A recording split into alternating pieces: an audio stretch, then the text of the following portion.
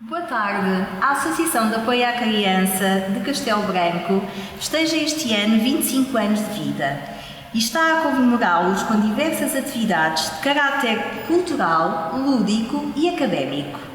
Neste âmbito, temos hoje uma nova convidada no A Conversa com a Cidade Incluir Diferenças, um projeto cofinanciado pelo Programa de Financiamento e Projetos pela INR-IP, que tem como alicerce o segundo encontro Incluir as Diferenças, Ciência Intelectual e Doença Mental, de 25 de setembro de 2020, em Castelo Branco.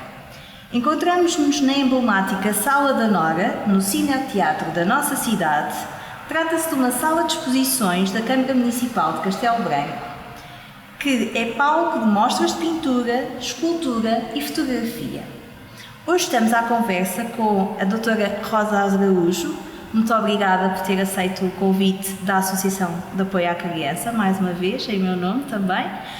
A doutora Rosa Araújo é licenciada em Educação Social e Gerontológica pelo Instituto Superior de Educação de Faf, pós-graduada em Gestão das Organizações do Terceiro Setor pela Escola Superior de Tecnologia e Gestão de Felgueiras, e através da ISNA, Associação Internacional de Snoozland, obteve o primeiro nível de capacitação sobre estimulação multissensorial e espaços Snoozland.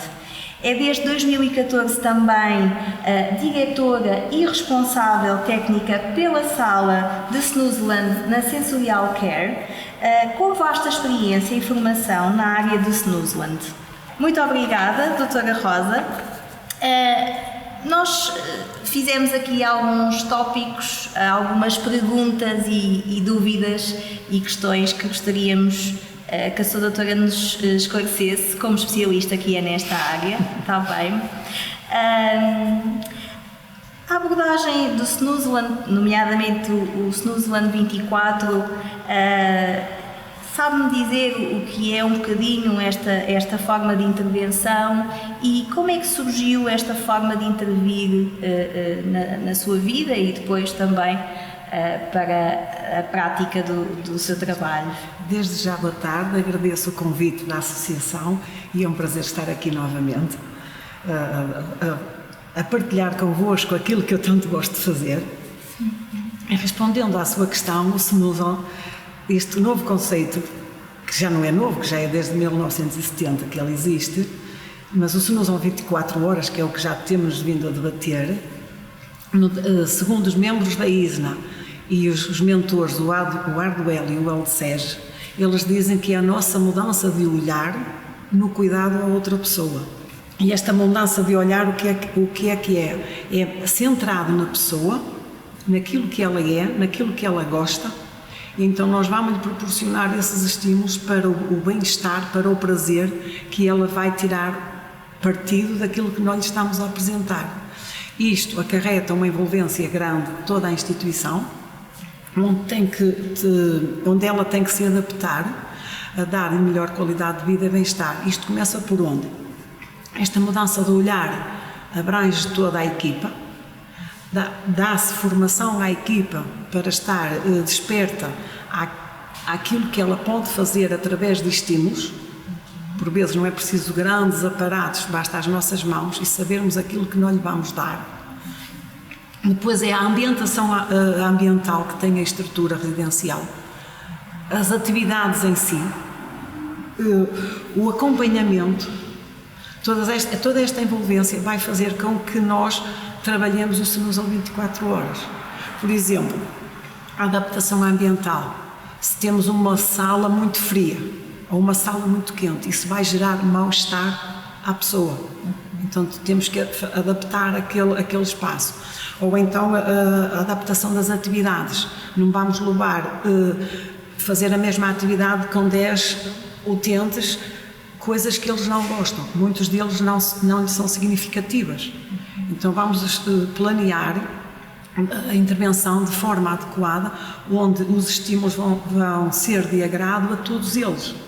Claro, é lógico, não é? A envolvência da instituição, por vezes, nos faculta isso. Mas hoje sei que o paciente A ou B gosta de ir à praia.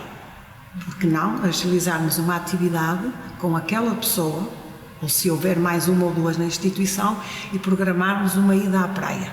Mas se isso não for possível, nós podemos trazer supostamente a praia até à nossa instituição.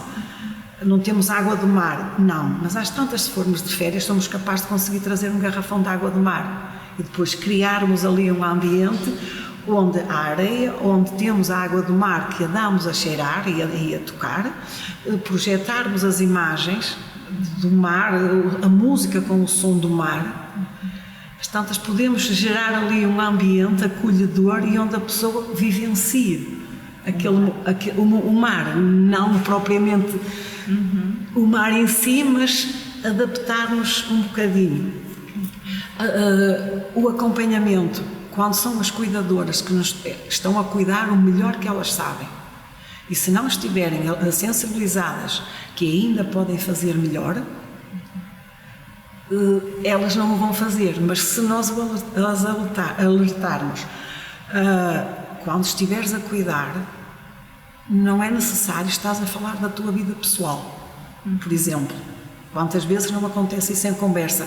Que estão as duas, eu fui, nós fizemos, houve esta festa, o que é que isso tem de relevante à pessoa que elas estão a cuidar, que já não tem vida social?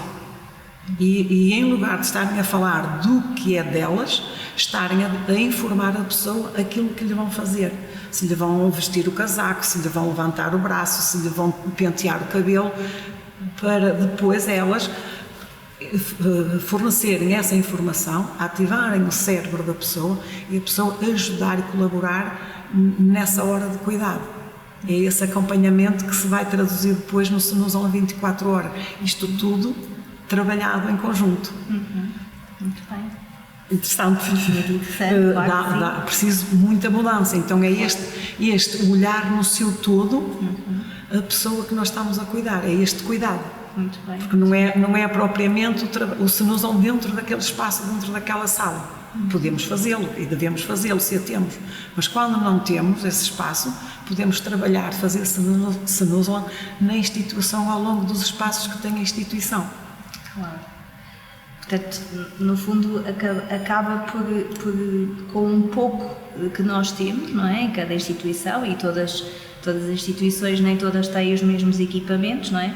Se dentro das nossas capacidades conseguirmos mudar pequenas coisas que nos façam olhar para o outro e estar atento ao outro, que o outro gosta, isso vai fazer diferença nos cuidados que prestamos. Muito. Começa logo de manhã nos cuidados matinais. O facto de entrar no quarto e bater à porta. Exato. E só entrar dentro do quarto quando a pessoa, se tiver capacidades de resposta, nos autorizar a entrar. Isso só leva 3 segundos. Exato. E quando entramos, em lugar de irmos diretamente às cortinas e à janela abrir, irmos à cama, e quando a pessoa não nos dá a resposta verbal, vamos à cama e tocamos na cama. E depois tocamos na pessoa para lhe dar os bons dias e saber que nós estamos ali. E depois sim vamos à janela. Que é o mais importante, é quem está na cama e quem vamos acordar. E isso reflete-se a boa disposição para o dia todo. Isso não custa dinheiro. É verdade. Custa mudarmos a nossa mentalidade de fazermos isso. Exatamente. Muito bem, muito bem. O SNUS, como nos estava a explicar, é considerado uma terapia, não é? Embora com pequenas coisas que não são propriamente um espaço com equipamento, com determinadas coisas, também se possa fazer, no fundo, essa intervenção, não é? Como é que definiria digamos assim, a técnica, a terapia do SNUS de uma maneira mais lata, mais abrangente?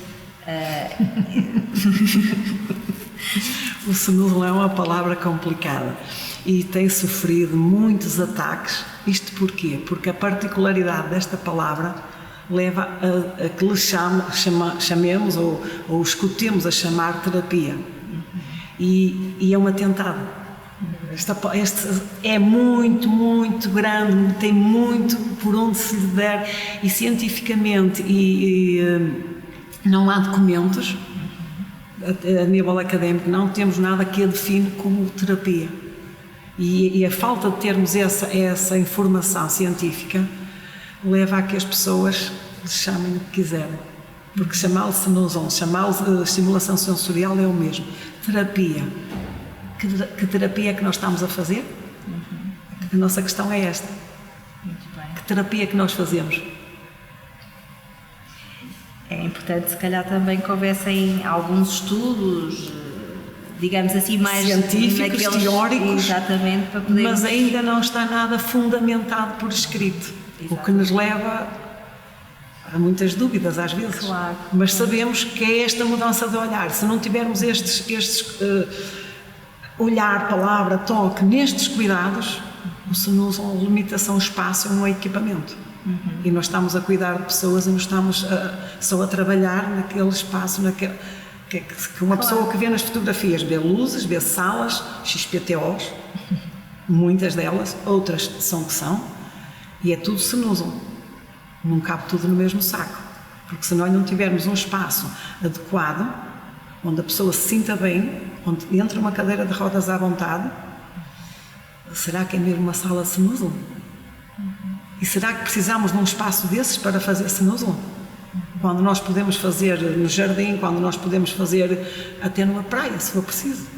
É onde a pessoa se sinta bem, onde nós damos aquele estímulo que a pessoa sente prazer. Até, por exemplo, a degustar uma boa refeição, como exatamente, claro que sim. Na hora do almoço. É verdade. Portanto, no fundo, o Snoozeland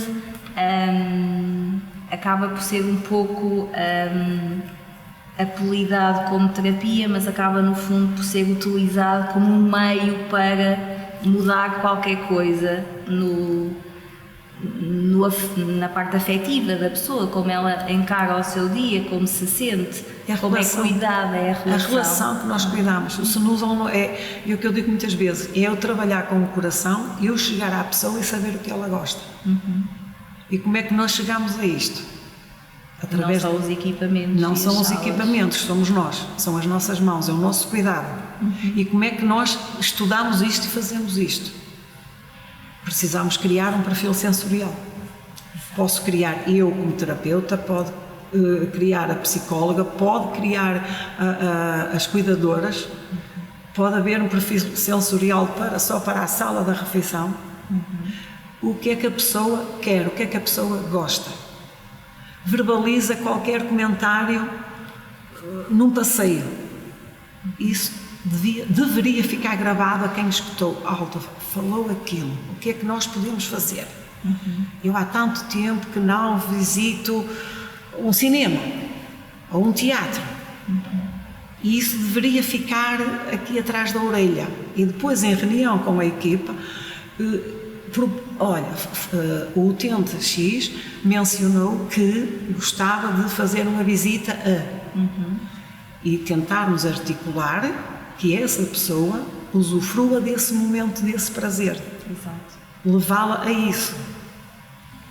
São coisas simples. Coisas muito simples. Não é propor uma atividade, como um caso aqui há uns anos, que a animadora propôs como atividade levar os utentes todos ao café, à esplanada, saborearem um gelado.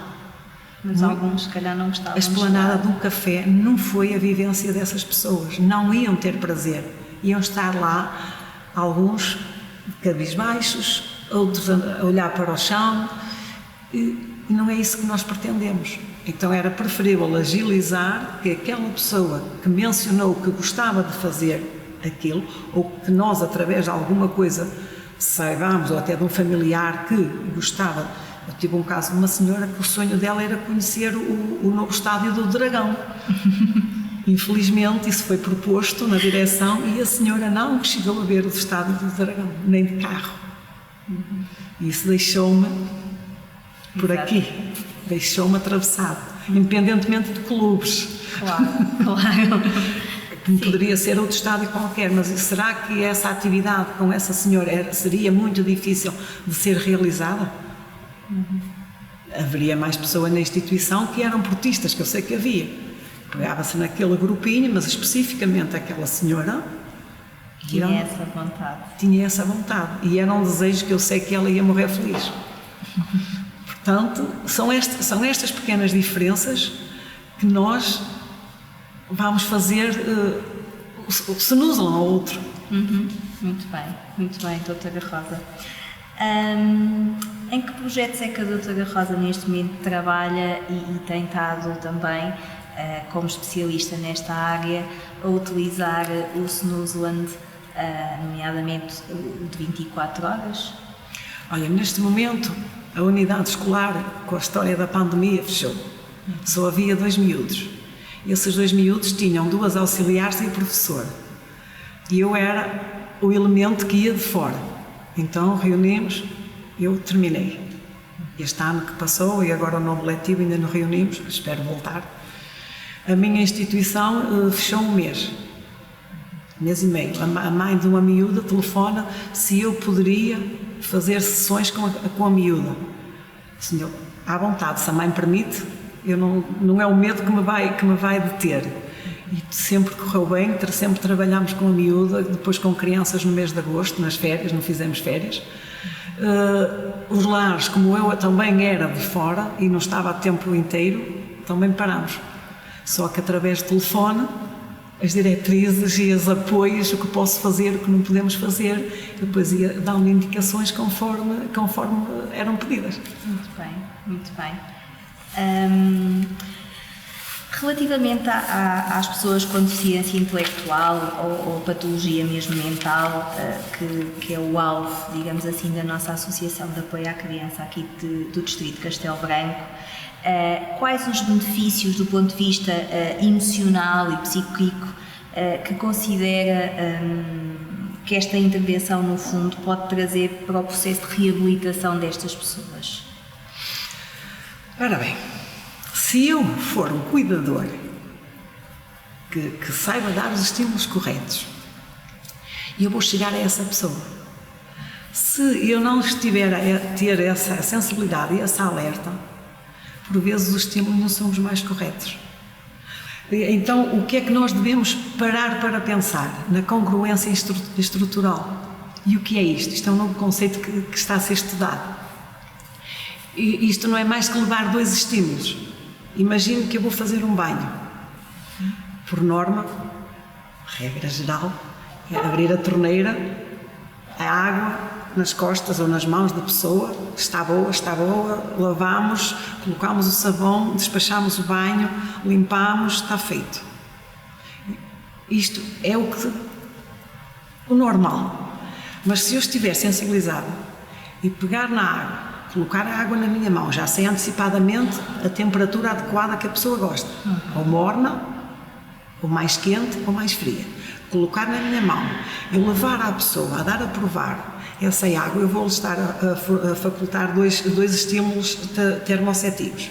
Ela vai sentir a temperatura da água e vai sentir o toque da minha mão. Não vai ser aquele toque logo só da água. Então a pessoa está a receber esses 2 estímulos em conjunto. Se fizermos ao contrário, isto vai causar mal-estar. Claro. Não sei se me fez entender. Sim, com certeza. Pronto. Depois o ruído que há na instituição. Estão na sala comum.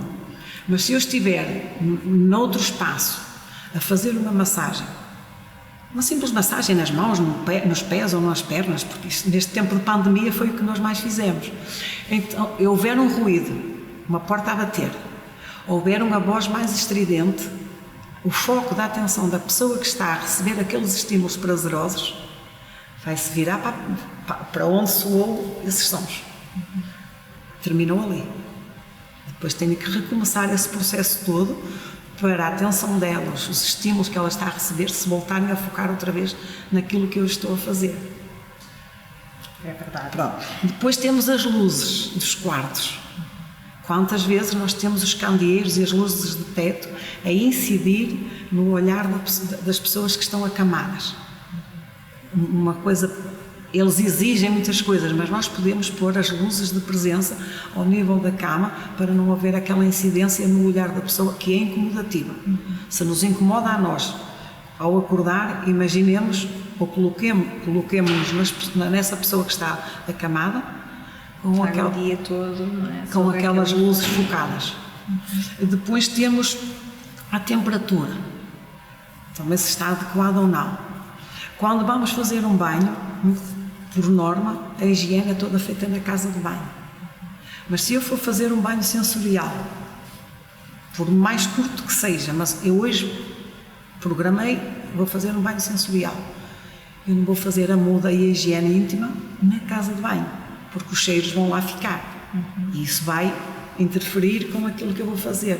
Então a higiene íntima é feita na cama e só depois se passa a pessoa para a casa de banho, que já está previamente preparada com velas aromáticas, com a espuma, se for o caso, sempre os aromas em consonância uns com os outros, a música, podemos ter coisa através dos telemóveis, colocamos música em qualquer espaço, a luz também pode ser uma luz mais baixa e estamos ali num banho mais demorado, se a pessoa permitir.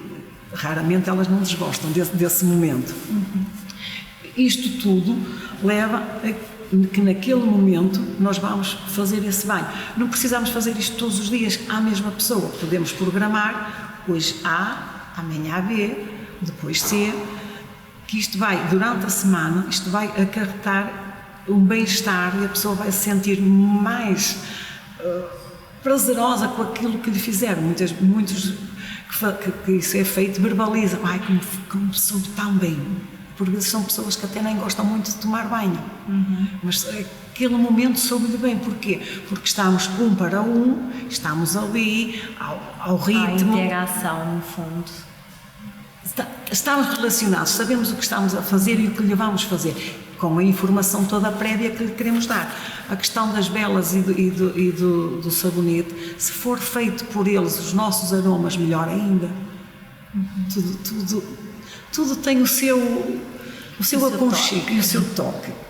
Muito bem. Depois a parte gustativa, que eu não me queria esquecer dessa parte. A parte gustativa, com pequenas coisas que nós podemos ativar as papilas gustativas. Neste tempo de pandemia, houve uma recusa alimentar muito grande em muitos deles. Usamos o Biozone, que é um aparelhómetro, que não é muito caro, onde aquilo é uma espuminha, e punhamos na boca, principalmente as pessoas que tinham dificuldades em deglutir, punhamos aquela espuminha na boca para aquela pessoa sentir o sabor que ela pretendia. Um caso específico foi o caso de batatas fritas, que não podia, já não deglutia, então fervemos as batatas fritas num copinho com água e demos-lhe aquela espuminha daquele sabor nesse aparelhómetro. É o melhor que podemos fazer e ativamos as papilas gustativas.